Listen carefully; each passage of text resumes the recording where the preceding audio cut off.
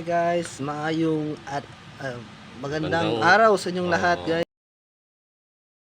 Kailangan namin turuan ko kayo ng paano gamitin ang flasher relay na 8 pins. 8 pins. Ayan po. 8 pins po yan.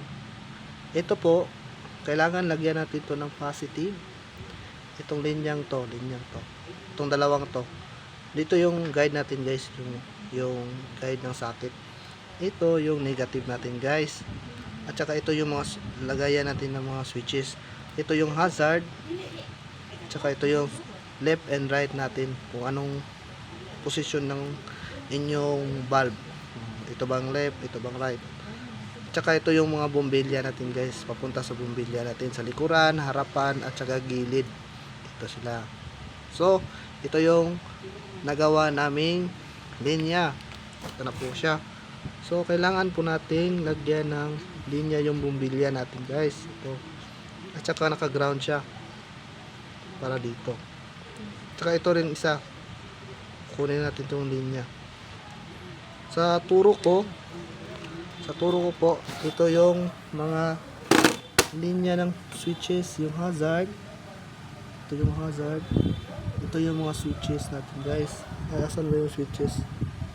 Mga valve pala yan. Valve po ito. Tsaka ito. Ay, yung mga switches. Ito po yung mga switches. Yung yellow. At tsaka green. Ito. Connected po ito sa combination switch natin po. At tsaka lagyan natin ng ground. At tsaka positive dito po. Try natin po para papaandar.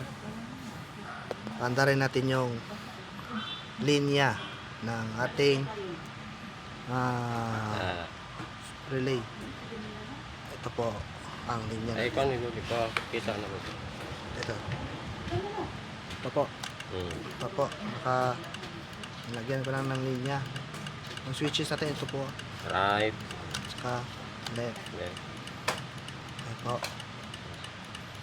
Okay, hazard. So wala tayong switches ng hazard. Ginawa ko po, nilagay ko siya sa headlight para may hazard po tayo. Ito po yung hazard. Ayan. Ayan po.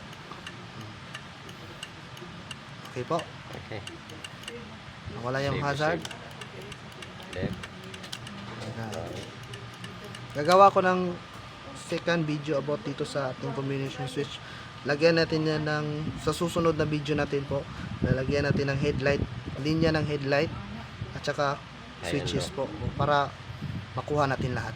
Ito po ay switches ng DA64V at saka W. Suzuki po siya. Suzuki po ito. Salamat po at subaybayan niyo po sana ang aking vlog.